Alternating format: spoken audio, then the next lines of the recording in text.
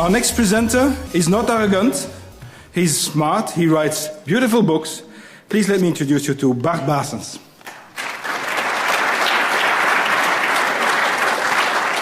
That's it. Okay, so good afternoon, everybody. My name is Bart Baesens. I'm going to very briefly introduce myself because that's not the most interesting part of my presentation. So I'm a professor of Big Data and Analytics at the Catholic University of Leuven, working within the Faculty of Economics and Business. If you want to know more about the work we're doing, the work on analytics, feel free to have a look at our website, which is indicated at the bottom of the slide. Just go to www.dataminingapps.com, where you will find our research tracks listed, collaborations with firms, key publications, free movies, Facebook pages, etc. That's not the most interesting part. Today I would like to briefly walk with you throughout the table of content of a book which I recently wrote myself, right? And the book is, as Philip already showed, Analytics in a Big Data World, whereby we try to cover the whole trajectory of building analytical models, deploying them, putting them in production, putting it all to work, etc. At the bottom, you can also see that we're currently working on 2 more books. One is on fraud analytics, which I am about to finish in a few hours and send off to Wiley.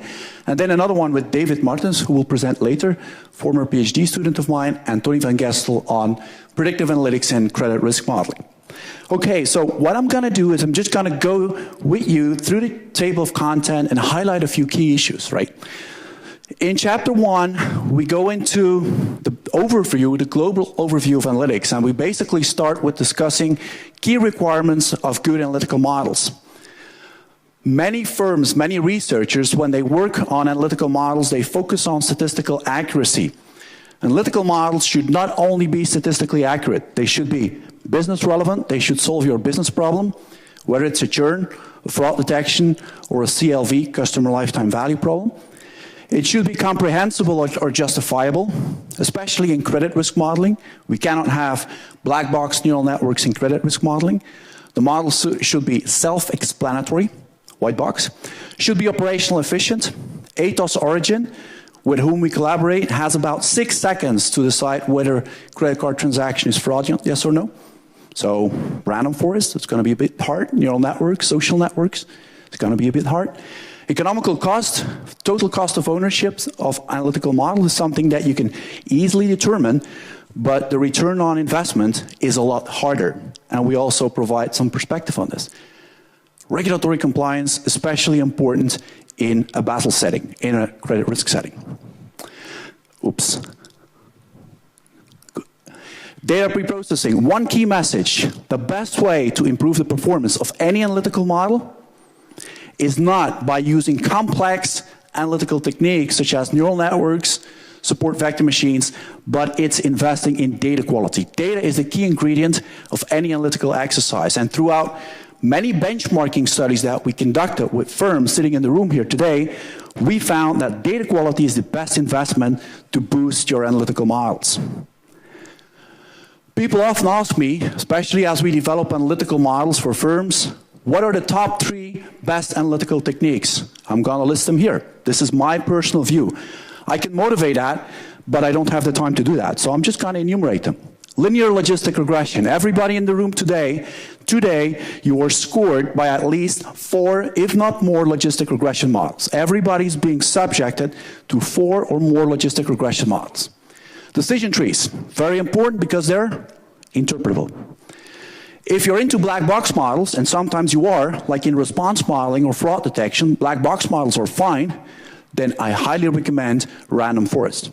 It's been very popular if you're interested in high-performing analytical models and don't care about interpretability. Next chapter discusses descriptive analytics. What are the key descriptive analytics applications that we work on with my team nowadays? Recommender systems. We work a lot on recommender systems, providing targeted recommendations to users based on their previous product or service consumption. Anomaly detection. We do a lot of work on anomaly detection together with the Belgian Social Security Service in a fraud detection context. Survival analysis. Also very, very important. It's not predicting if you're a churner, yes or no, if you're a responder, yes or no, but when you will churn, when you will respond, when you will engage into a fraudulent transaction. That's very important, and we see a big difference in terms of maturity of application of survival analysis throughout different analytical fields. If you ask me, where is analytics the most sophisticated, I'd say insurance analytics. These folks have been working on analytics for decades, and they have pretty advanced analytical models. This is closely followed by credit risk analytics. Credit risk analytics is very sophisticated. Why? Because firms have to. There are regulatory accords, Basel I, Basel II, Basel III, which enforce firms to build analytical models. They don't have a choice. And then you see a gap with marketing analytics in terms of level of sophistication, right? Because there you don't have that regulatory pressure. There's not like regulatory accords that enforce you to build churn models, response models, CLV or customer segmentation models. And then you have a bigger gap with some emerging fields, which are very interesting and which we also have engaged in recently, like HR analytics, human resources analytics, where analytics is being used to predict employee retention and employee lifetime value instead of customer lifetime value, right? Survival analysis has definitely added value in each of these areas. We're also doing lots of work on social networks. Social networks in fraud are amazing, right? They're really amazing. We were flabbergasted by the levels of lift values that we achieved when using social network ideas for social security fraud detection with the Belgian social security government, as well as with Ethos Origin to detect credit card fraud. For those of you who are familiar with it, we reached AUC, area under the ROC curve values for Ethos Origin of about 95%. We were absolutely dazzled by it. In the beginning, I did not believe my PhD students. So I actually validated the results myself together with some other colleagues, and it turned out that fraud can be really well predicted using social networks. We've also seen a tremendous amount of benefits of social networks, not only in fraud detection, but also in churn prediction for telco firms, to predict whether somebody is going to churn, yes or no, based on the call graph that you're part of. We've collaborated with some European telco providers and analyzed CDR, call detail record data, which was big data analytics, I can tell you, using social networks, and we found also some very good results there. We developed our own methodology, which we cannot clarify, which is the gotcha fraud detection tool, which provides an ideal mix between network attributes, because social networks are good, but they're not magic, right? Next to social network data, you should also look at the traditional data and see how you can blend the social network data with the traditional data in the most optimal way. And that's what our gotcha environment is doing. It's a pretty neat tool, right? Finally, in the penultimate chapter, we discuss monitoring.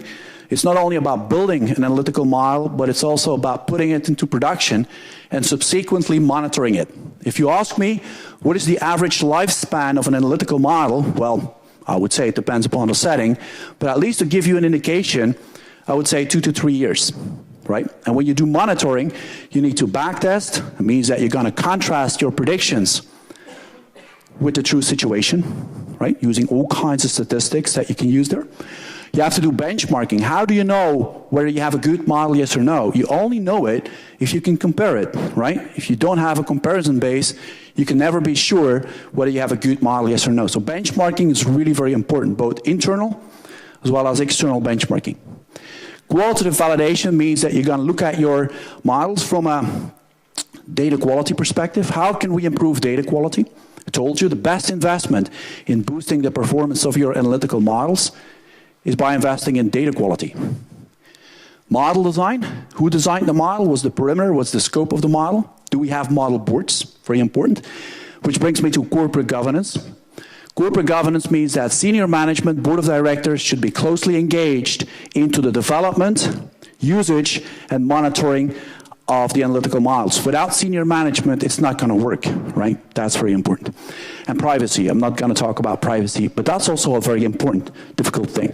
Again, 1 more minute. 5 minutes is really not a lot, but anyway. Example applications that we cover in the book, I'm just going to highlight one of them because I don't have time. Process analytics, the last one. That's an area we work on, which I expect a lot of business interest in the future. Not now, because I think the business is not mature enough yet. The gap you see usually between the research that is being done in university and analytics and the industry is about 15 to 20 years, right? That's the gap that you see. The techniques that are now being used in industry, many of them have been heavily researched, studied about 15 years ago. I project, let's say, in the next 10 to 15 years, since it's a very volatile environment, process analytics will be very important. That means that you're going to look at how your processes work in your information system environment. You're going to look at the process model, the different steps, see where it's compliant, whether it offers any opportunities for fraud, etc. If you want more information about that, feel free to visit our dataminingapps.com. There you're going to see all the different research tracks, the books that we've written, together with some movies and key publications. Thank you.